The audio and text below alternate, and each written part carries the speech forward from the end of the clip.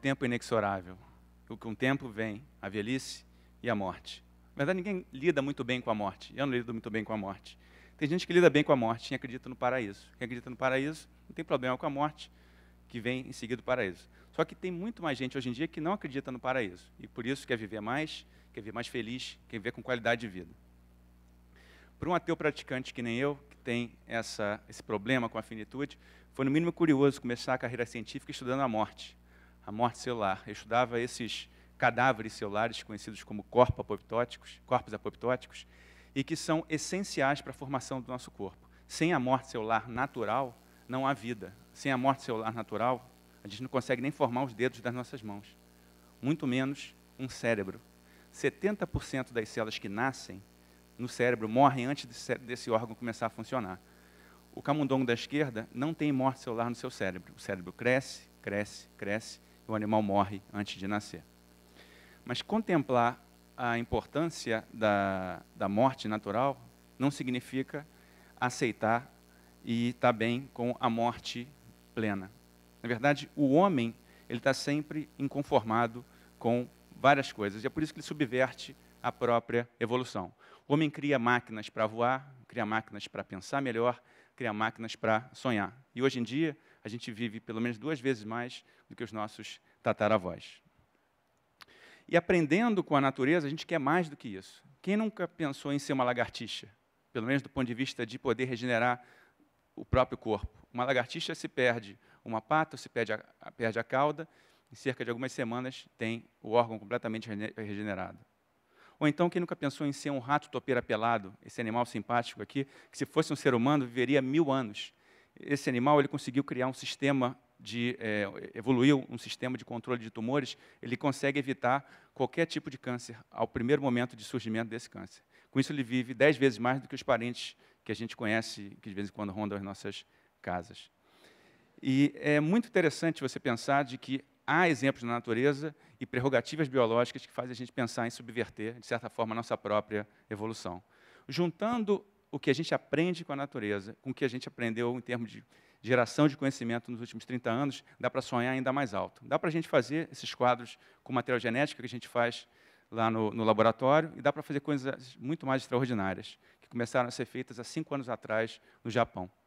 Um pesquisador japonês, que inclusive ganhou o Prêmio Nobel de Medicina e Fisiologia em 2012, fez o seguinte: pegou um pedacinho de pele, levou para o laboratório, cresceu umas células que a gente conhece como fibroblastos dessa pele, e inseriu nessas células, com a ajuda de um vírus, que no caso aqui funcionou com um cavalo de Troia, 4 genes, dentre os 25 mil que compõem o genoma. Esses 4 genes, quando inseridos dentro dessas células, transformaram essas células em células conhecidas hoje em dia como células-tronco de pluripotência induzida. Essas células se comportam igualzinho a uma célula embrionária, e com isso elas praticamente voltam no tempo. Então, a partir de um pedacinho de pele, a gente consegue criar no laboratório um mini-cérebro, parte do coração, parte do pulmão, do fígado, e com isso a gente pode recapitular o início da vida humana. É como se fosse transformar o velho em novo. É como se fosse reconstruir todo o relógio biológico do desenvolvimento humano de uma forma como não era imaginada há muitos anos. A ideia é simples. É como se fosse você dar acesso a uma célula a toda a biblioteca que ela tem direito em termos de informação, imaginando que, no caso, essa biblioteca é o genoma. Para uma célula virar uma célula do sangue ou um neurônio, ela tem acesso a livros específicos dessa biblioteca. No caso, com a reprogramação celular, é possível uma célula voltar a ter acesso a toda essa biblioteca e decidir ser o que ela quiser. Na verdade, o que o pesquisador quer que ela seja. Então, com isso, a gente cria possibilidades de, no laboratório, reinventar todos os tipos celulares que formam o nosso corpo. Isso tem implicações grandes, porque a gente pode criar células, por exemplo, de um coração, a partir das células que vieram da pele. A gente pode criar vários novos tecidos que, no futuro, poderão ser usados como peça de reposição para justamente reduzir, inclusive, a dependência por transplantes. A gente pode criar neurônios e a gente pode criar espermatozoides e óvulos. Isso, muito em breve, vai mudar, inclusive, a forma como nós pensamos em deixar nossos descendentes. Porque basta uma pessoa ter pele para poder gerar espermatozoides e óvulos. 2 mulheres vão poder ter filhos biológicos, 2 homens vão poder ter filhos biológicos, uma criança vai poder ter um filho. Isso é para a gente pensar. Atualmente, o que a gente já pode fazer com as células reprogramadas? Dá para fazer muita coisa interessante. Aqui no laboratório, aqui na UFRJ, a gente está trabalhando com um transtorno mental conhecido como esquizofrenia. É uma desordem mental que acomete mais de 2 milhões de pessoas no Brasil. Tem mais gente com esquizofrenia no Brasil do que com HIV, com Parkinson e com Alzheimer juntos. É muita gente. E essas pessoas têm uma dificuldade enorme de se socializar, causam prejuízos emocionais muito grandes para suas famílias e financeiros para o governo de pelo menos 200 milhões de reais por ano. O que a gente faz no laboratório? A gente cria neurônios de pessoas com esquizofrenia a partir da pele dos pacientes. Esses são neurônios humanos criados a partir da pele de pessoas com esquizofrenia. O que a gente descobriu recentemente utilizando essa tecnologia? A imagem de cima é o que a gente chama de uma cultura de células, uma cultura de neurônios humanos de pessoas comuns. E a figura de baixo é uma cultura de neurônios de uma pessoa com esquizofrenia. Cada pontinho verde representa uma célula que está produzindo o que a gente chama de radical livre, ou de espécie reativa de oxigênio. Dá para ver que a figura de cima tem menos pontinhos verdes do que a figura de baixo. O que a gente concluiu? O estresse oxidativo é uma característica da geração de neurônios no cérebro de pessoas esquizofrênicas.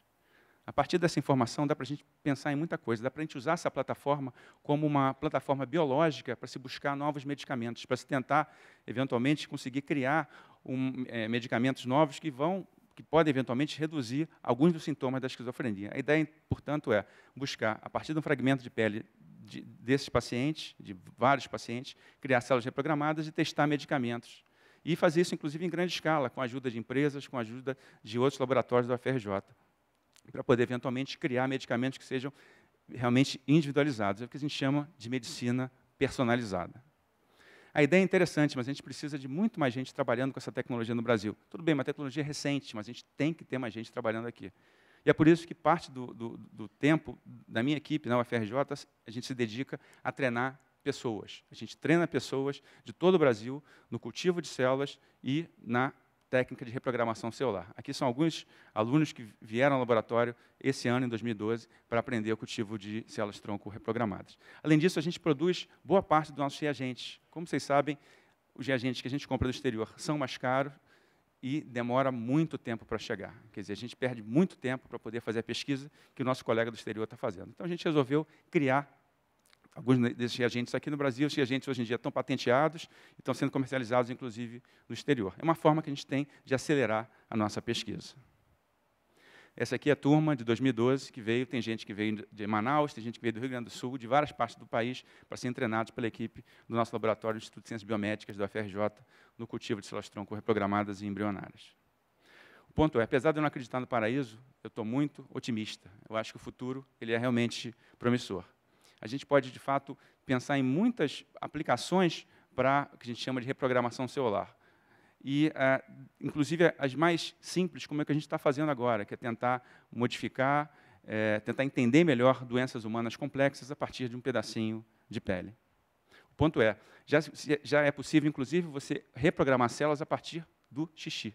Isso mesmo, você não precisa nem mais do fragmento de pele, porque na urina sempre vem células que são descoladas do rim. Então, a partir das células da urina de cada um de nós, é possível você reprogramar e criar neurônios idênticos aos que você tem na sua cabeça. Isso é, no mínimo, curioso. O ponto é, a gente pode nunca acertar no alvo da imortalidade, mas o que a gente acertar em volta dele já vai ser muito interessante.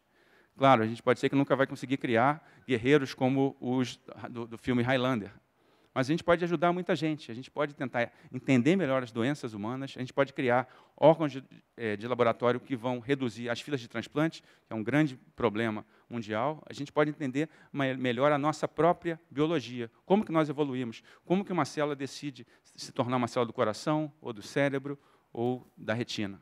Tem muita coisa para se fazer nesse caminho. O que eu posso dizer é o seguinte, de fato, o tempo pode ser realmente inexorável, mas, enquanto ele não chega, acho que vale muito a pena a gente sonhar com o impossível. Obrigado.